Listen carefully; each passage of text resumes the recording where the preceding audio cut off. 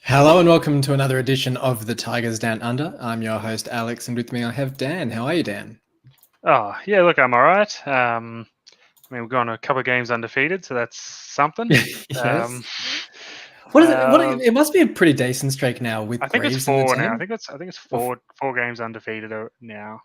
Four games undefeated. I'm just thinking because Greaves was it 6 games undefeated before the Stoke game? Because then we missed because he missed those couple of games from suspension. So it must be like 10 or 11 games with him. Yeah, probably. Lucky charm in some ways, but didn't finish the business on the weekend. Couldn't quite get it done. But yeah, look, it's weird. We're like you're talking 6 games undefeated, a couple of losses, something like that. 4 games undefeated, and you go, that's like a decent sort of patch of form. And yet, we're probably going to sit here and talk about how it just about without getting 3 points on the weekend, just about condemned us to another season in the championship. So it's pretty. It's pretty a tough one, I suppose. Yeah, it's a tough one. Like we were sort of just saying before we went to air, this game is a weird one because it doesn't feel like some of the recent fixtures like Stoke and further back the Swansea game where, no shots on target, very slow, tepid display, lacking creativity and drive. This game wasn't that. We sort of went at it from the start. And I'd say for the first 15, 20 minutes really looked like it was a matter of when, not if, we were going to score, coupled with actually getting a penalty within that. And I think it's 3 penalties in a row now that we've missed, and 2 of them against Watford. So, different penalty takers as well for all of them, like Philogene, Carvalho and Tufan. You just think, what's it going to take to score? Like you think like a penalty should be, scored more often than that. But yeah, it was a weird fixture in that sense. Yeah, it was. I think on the balance of like the whole 90 minutes, I think we, probably dominated more than they did. But they sort of they had periods of control, but I think they sort of got to our box and they couldn't really sort of get past that. They seemed to really struggle to actually sort of generate a genuine chance. Against us, in and around the box. Whereas we seemed to, once we got forward, it started, we had that early penalty shout. And then it wasn't long after that, another 5 or 10, I think there was a corner that sort of whipped in and bounced down, and Tufan went for the back heel, which almost snuck in. Late on, you had Greaves breaking through and, getting a one-on-one with the keeper and, not being able to put it away. Delap had a couple of decent shots. Like there was some that Greaves chance. You just look at it and you go, that just it felt like he breaks through. He has the time to settle himself. You just thought he was going to wheel away as the city hero, but alas, couldn't quite get it in the net. But I think it was one of lots and lots of chances created. And as we have bemoaned many times this season, it seems that like opposition keepers just seem to be able to pull out the world-class saves against us when they've been, pretty average in the weeks preceding, our match. So, because I think, a couple of really impressive saves from their keeper, which was just frustrating. And then, I don't know, Allsop did his best to throw away points a couple of times. Some really, that where we talk the pass out where and then the one straight after that where he tried to clip it out and it wasn't high enough or anything. We talk a lot about, most of the time his distribution's pretty good, and they work that sort of that trap to break the press pretty well normally, but a couple of ones there where he just sort of got that horribly wrong. But I think, like, generally it was a really good performance, and another point in the season I think we'd be really happy with that to have got a clean sheet, to have played such good football, even though we are frustrated to have not collected 3 points. At another point in the season we might have been pretty happy with that performance and that result. It's a tough one to take because it does, as you sort of said before, it does basically end hopes of a playoff place. I think Mitch was sort of saying today, what's more likely, West Brom losing their last 2 games and us picking up 7 points, or Norwich losing to Swansea and I think it's Birmingham's their last game. And again, essentially us having to pick up 7 points or more from our last 3 games, because we're 6 points behind both of them now with, severely inferior goal difference. It makes it almost impossible. I sort of said last week, all I really wanted as a first step, obviously I'd rather, I want us to make the playoffs, but first step, I just want us to take it to the final day where we're still mathematically a chance going into that game against Plymouth, because anything can happen on the last day, We've seen crazy things happen on final days where teams, kind of crumble under the pressure, and we could get the win against Plymouth, and all of a sudden we could sneak in.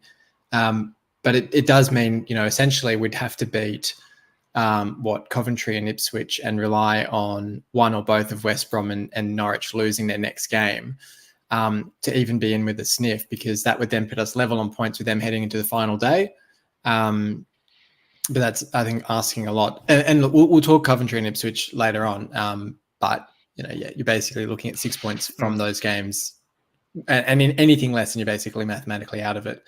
But, yeah, look, you've sort of touched on the key moments in this game already. I mean, there's not a whole lot else to really add on it. We'll talk Matty Jacob as well as our player of the week in a little bit. But I thought he had a terrific display again. I think he had a decent clearance to keep us in the game at one point. And did he have a chance as well? Or I think he had a shot late, which then, so I think it was the one that bounced up and out for then someone else. Yeah. Might have been bounced up for Billy Sharp, I think, maybe to have a crack at or something. Something like that. But yeah, he had a really good game. I think it's weird because it was one that, like, sort of when he sort of broke through initially in that sort of those cup games, and we thought, that this is a kid, a homegrown kid. There's something here, and he sort of disappeared a little bit. And obviously we then brought in Giles and stuff, but as it happens in football, an injury presents an opportunity for someone else, and I think that as evidenced by the fact that Giles has sat on the bench for, I think, the last 2 games now, basically, that Matty Jacobs doing a good job. He's come in. He's defensively pretty solid. He seems pretty smart, and he's just, I guess, going about his business. And it's hard. It's hard to tell that he's a player who has 10 or 11 senior appearances now. Yeah, exactly. I think he's been very good, and we'll talk about, I guess, transfer window business or potential transfer window business as well later on. It's an interesting question about what we do with that Giles option now, because I was 99.9% sure it was just a formality even a couple of weeks ago, and you look at it now and you think, oh, maybe it's not such a formality. I mean, you're looking at a £4 million option for a left back, and you've got someone like Matty Jacob who can step up as capably as he has. I'm sure the owner would be looking at it thinking, that's $4 million I could be putting towards a Liam Delap transfer fee potentially. But we'll talk about that in a second. I'll do my votes for this game first, and then I'll grab yours. But I went Greaves for the 3 votes. I thought, other than that late miss, and I know you did argue that you should be deducting points for that miss. Other than that late miss, I thought he had a great game. And as I sort of touched on off the top, I think he's sort of highlighted when he's been in the side just how much we missed him in those 2 fixtures against Stoke and Leeds, and that it's no coincidence that we lost both of those games without him. 2 votes I went for Jacob, as we've just been saying. I thought he was terrific as well, put in a really good shift from my back. And he has that drive and enthusiasm of youth, which really helps in a team like this when we're trying to push on for the playoffs, and we need that energy and enthusiasm from the back. So I think that was really helpful. And then I went Carvalho for the 1. I was really sort of struggling for a 1 vote for this one. He had that free kick that was a decent effort.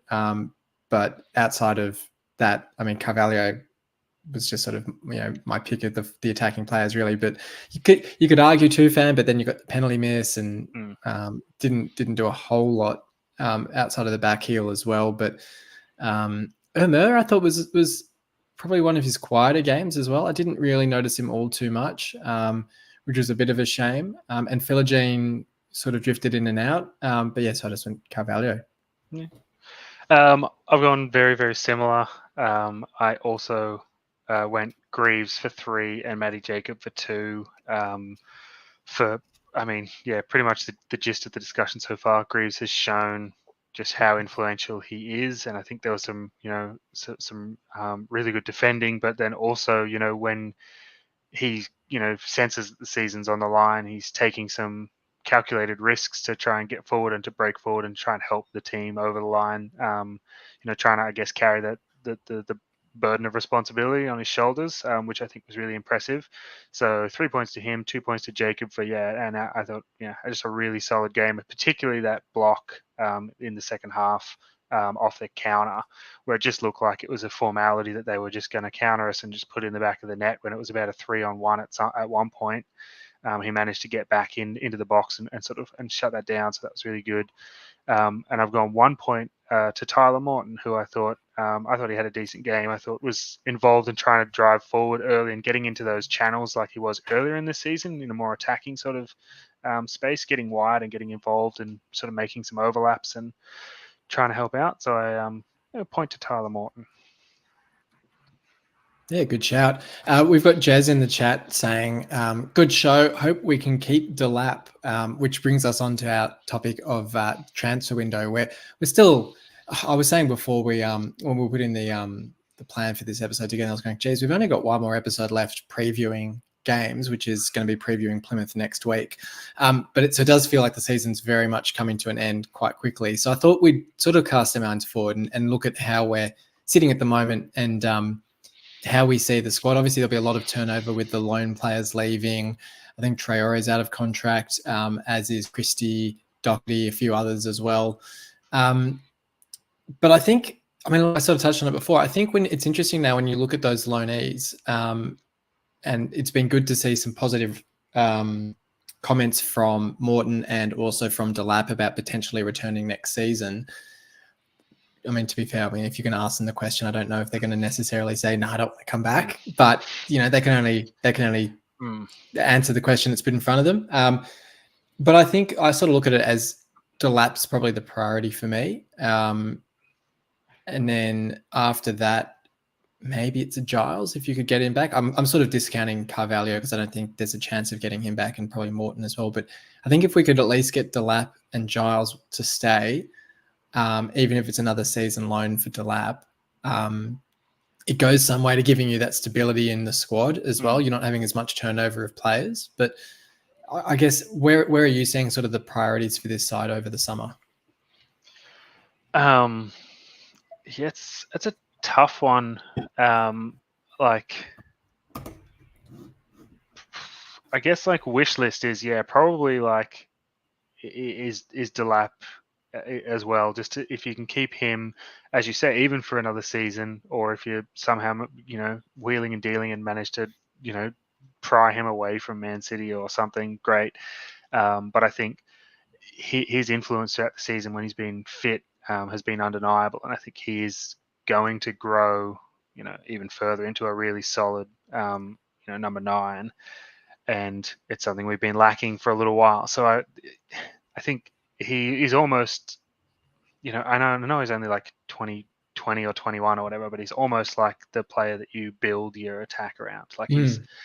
He has all of the right attributes, and I think we've watched his growth this year was phenomenal, and so I think lots of the squad is probably going to be a lot of the squad is going to be here. Yes, there is a lot of turnover, but I think a lot of our first 11 is still going to be here.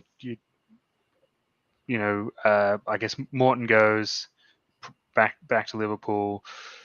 Greaves potentially, if the right offer comes along, could be persuaded to move.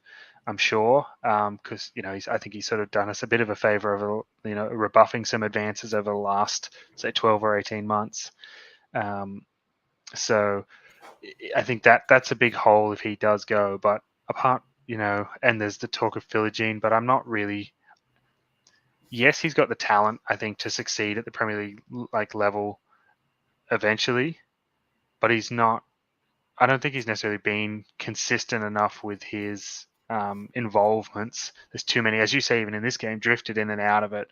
Where realistically, he's a player that should be just absolutely dominating at this level and is capable of. So I don't necessarily know if he will. I don't think he's going to make that big money move straight away. Kind of reminds me of sort of even like when Bowen sort of just started getting going, and we were like, oh yeah, there's a player here, but we were going, he got 6 goals in 20 or whatever, and whatever the sort of first sort of season when you go, but he's just not sort of involved enough. And then that next season he just went bang, bang, bang, bang, bang, and was just involved in everything and had and then and that's sort of it's that which I think he just needs to get to. And I think I expect he probably actually will still be here next season, which then I guess all your loans go, but that's still like up in your forwards. You still got Tufan, Omer. I'm expecting Philogene to still be here, so there's like 3 of your like current. And can I throw a curveball name in there as well, as someone still in our books? Is currently playing his trade at Millwall, but Ryan Longman has 2 assists and 2 goals in his last 1, 2, 3, 4, 5 games. So 4 goal involvements, 2 goals, 2 assists. He's sort of coming to life a little bit in the back end of the season, and you compare him to Lakilo, who essentially we replaced him with, and you think he wouldn't actually, coming in fresh and fit and motivated in preseason, all of a sudden he actually might be somewhat of a solution to a problem in terms of depth and in terms of options that we need in our forward line. Yeah, I think it's not a terrible shout at all. I think we've got a couple of players who are out on loan who hopefully have just benefited from that experience. They'll come back hungry, and they roll the preseason game again where they fight for their place. They show what they're capable of, and we make decisions. But certainly, I think Longman could. Certainly, he's one who could benefit from. I think just from the time away as well. You go like, we're not.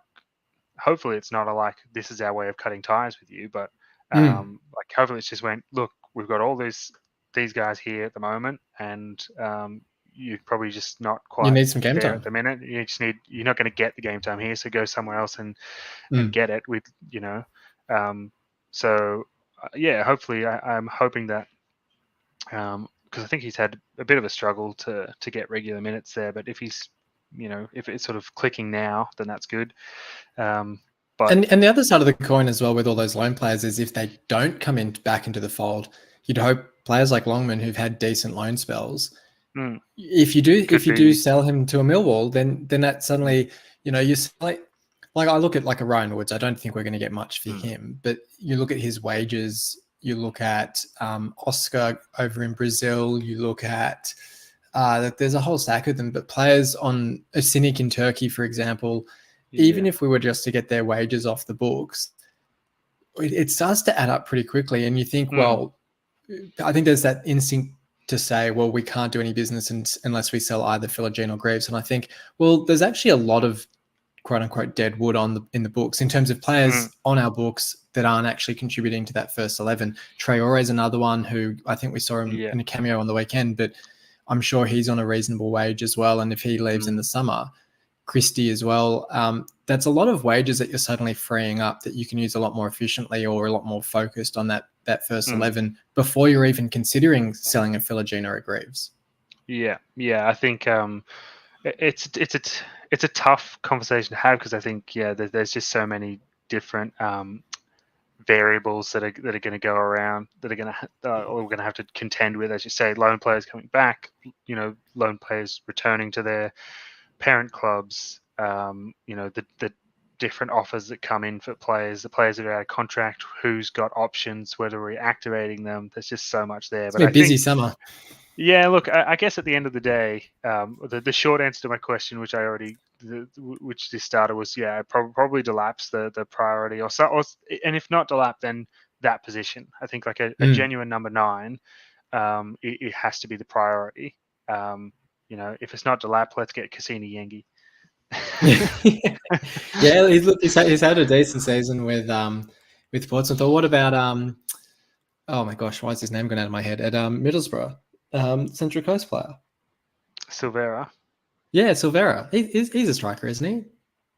Sort of. He's kind Forward. of like Philogene. He's sort of like a bit of a more of a winger than a true Yeah, like okay. centre forward. But I think they threw him up there in a cup game or something. Borough did, and he scored a goal or something. They did something weird, but yeah, Well, then he's let's mostly played.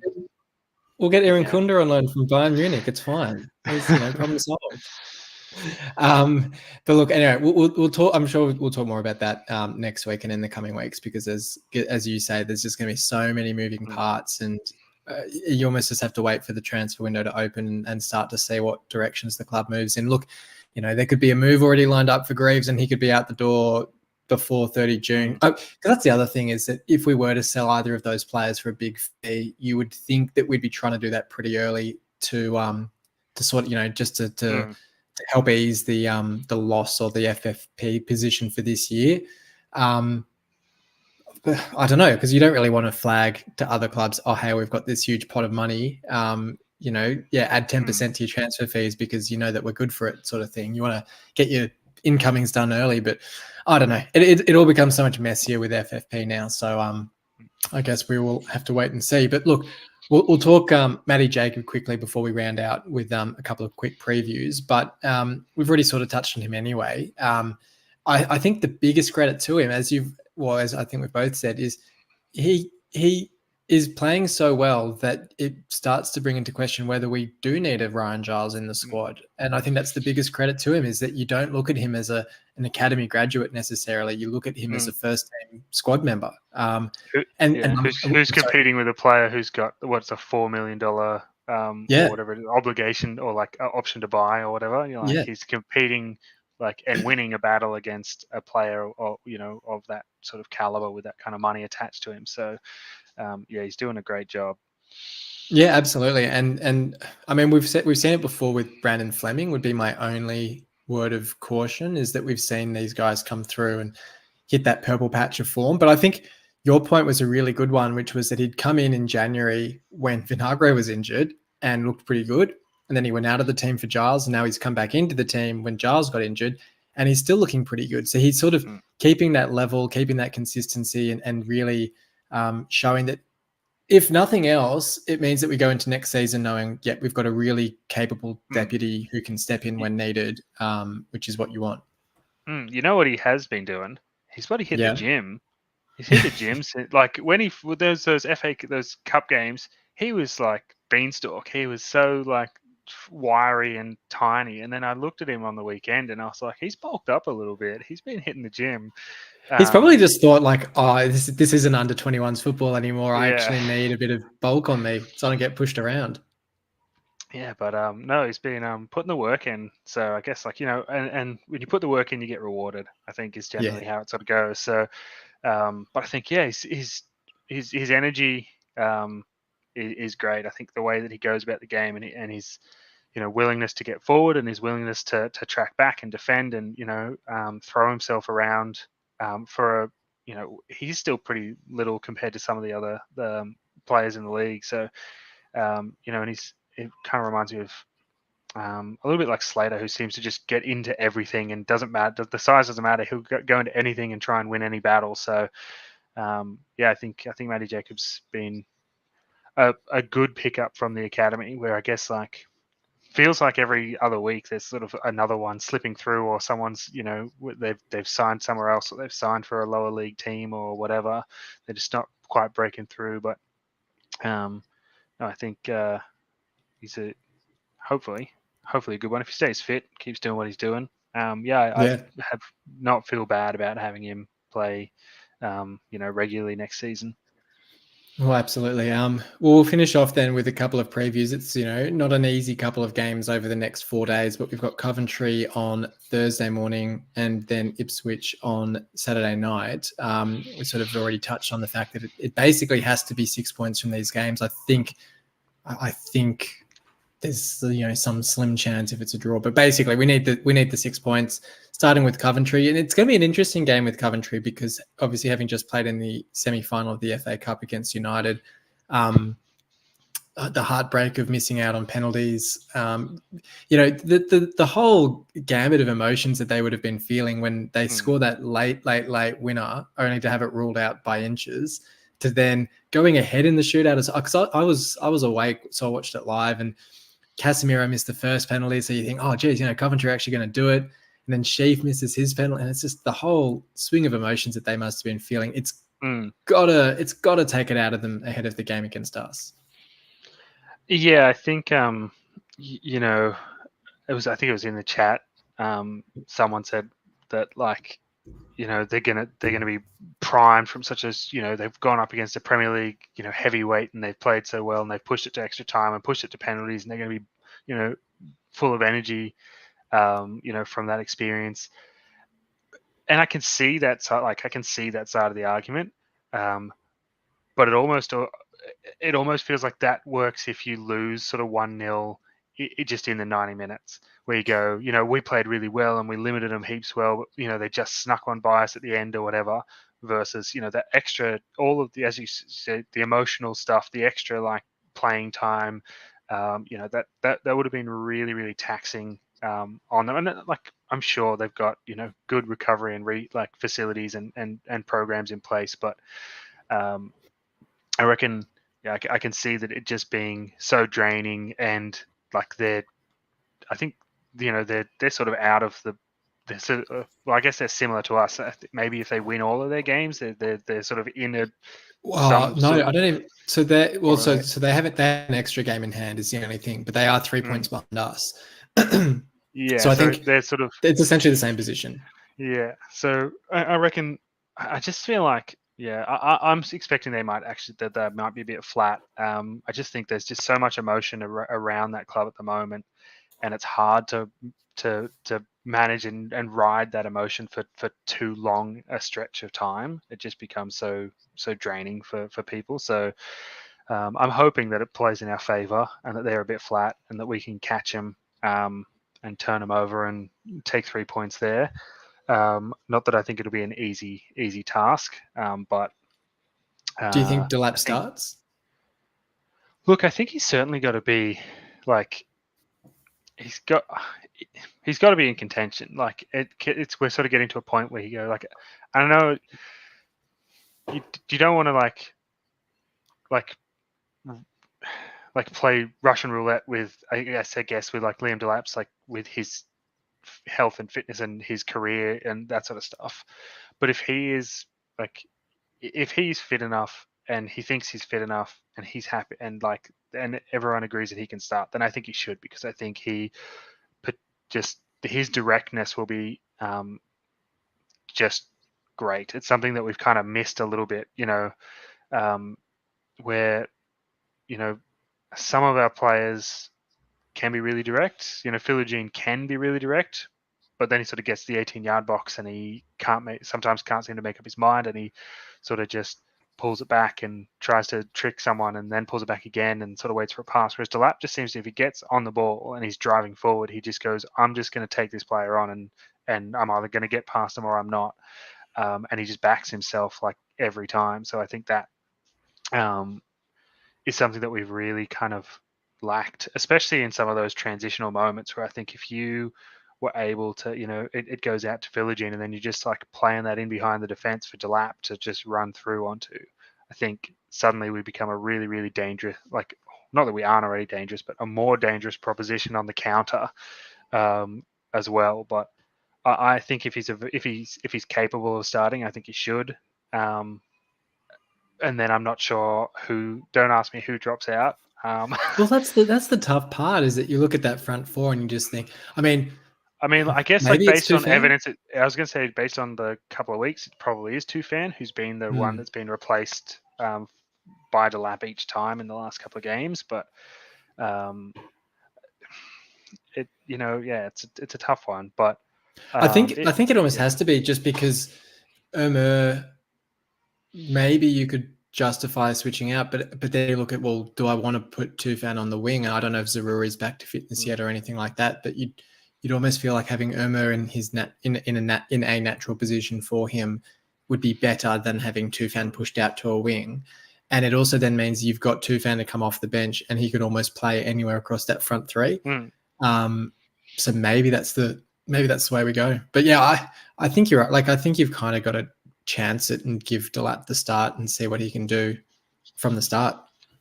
Yeah, I mean, like we're at last chance saloon. Like, we have to win these games, and even if we do, it might not be enough. But you know, and I think Rosina seems, you know, the way he talks and the way he goes about it, I don't think he's going to, you know, sort of like leave anything in the tank, so to speak. I think he's going to go out, obviously, to win all 3 of these games.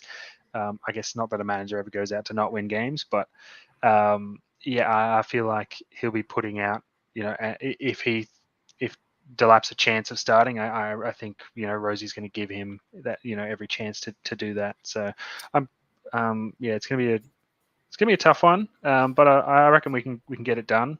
Delap bag a couple, be nice. Do you think Coyle's the only other one? I don't know if he's fully fit, whether he would come in for a Slater.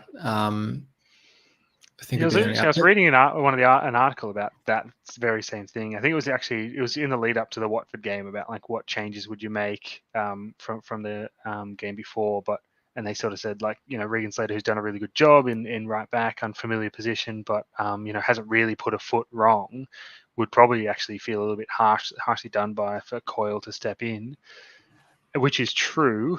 But you know, now that you mention it, I probably actually would make the change. As much as I love Regan Slater, I think he's great. I just think that Coyle tends to offer us a little bit more going forward. Surprisingly, he just seems to be really direct in the, you know, when he's getting involved in overlaps and running down on that right hand side, where Slater sort of did, but just maybe not as much or not as direct, if that makes sense. Yeah. So I think that would be, I probably would make the change. And I guess the other thing is, you're going, you know, yes, Slater's played well, but we're getting into, you know, games that we have to win. Surely you just want to go, well, I've got an orthodox right back. I'm just gonna, surely I play him in his natural position. And then, you know, you've got Slater to come on in the middle, or if, you know, fill another hole or whatever if you need it. Sort of go, it's rough on him because he's so, you know, dependable and reliable, that he's almost the perfect bench player, because you can put him in almost any position on the field and he'll do the job, you know, well. So sorry, Regan. Yeah, I think I'm feeling like it'll be a 1-1. I do hope we can snatch it 2-1 or 2-0 or something like that. But I just feel like it's a tough. I think Coventry are showing that they're such a good side, and even with the disappointment of the United game, I think at home they're going to be up for it. They're going to see this as, you know, all focus now on the playoff race. And so they'll really be going. Look, I mean, they'll be going for it too. So maybe that plays into our hands a bit. But it should be a great game. So looking forward to watching that one for sure. Ipswich this weekend, probably the only side in that first half of the season where I watched them and thought, yeah, they're sort of miles ahead of us in terms of the way they were passing the ball around and through us. And to be fair, even in saying that, we did have passages in that game where we then got on top and we passed it through them really effectively as well. But it felt like, having gone to Leicester and won, having had that draw with Leeds, having lost in the last minutes to Southampton, this was the only game of that top 4 where they really dismantled us, and it really felt like they dominated us in the game essentially. So it'll be, if for nothing else, if we lose to Coventry or whatever, if we're mathematically out of it, if for nothing else, you know, playing Ipswich and really trying to right the wrongs of that earlier game would be a really good aim for the game. Yeah, I think the Ipswich game is one that's very, very concerning. It's a bit like, in terms of, you know, needing to win the remaining 3 games to give ourselves a hope. But I think, sort of as you allude to, it's a good opportunity, even just to see, like, you know, how we have progressed. You know, last time we played them, they were able to just pass their way through us, and, you know, they exposed the flaws, you know, flaws rather in individual players or in the system or whatever, where you go, well, we've had, you know, a huge chunk of games between then and now.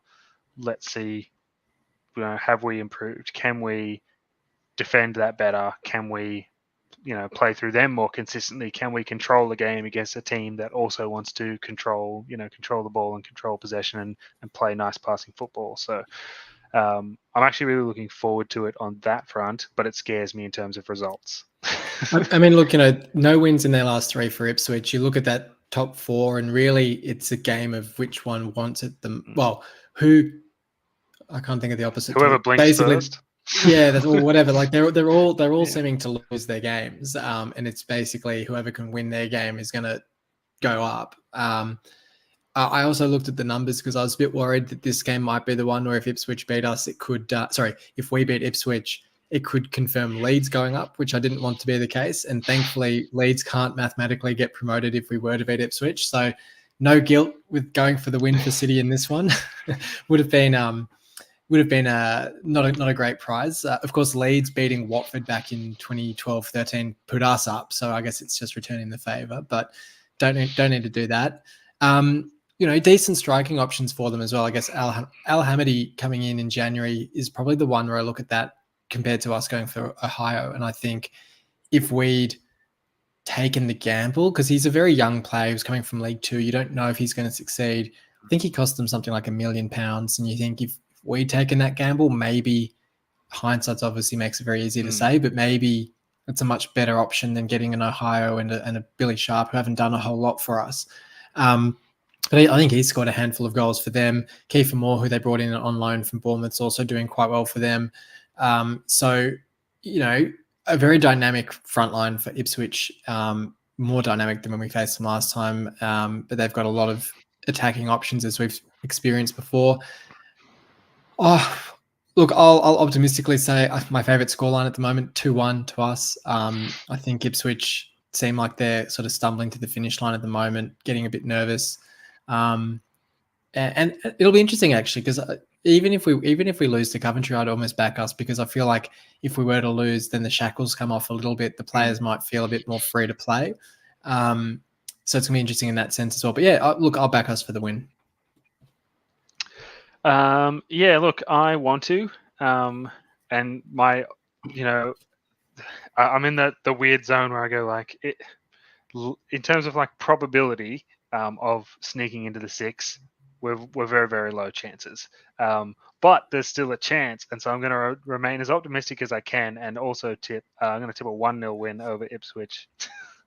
Very nice. Okay. Well, look, we'll see how we go. Yeah, as we said, it's basically 6 points needed from these 2 games to hopefully keep us in the playoff picture come the last day of the season, and so hopefully we can achieve that. But look, thank you for joining me for this one, Dan. No worries. I'll probably see you next week to do the next one. May well. And thanks everyone for listening. And hopefully it is 6 points from these games, and we're back next week previewing our chances of sneaking into that final playoff spot. But until then, come on, City.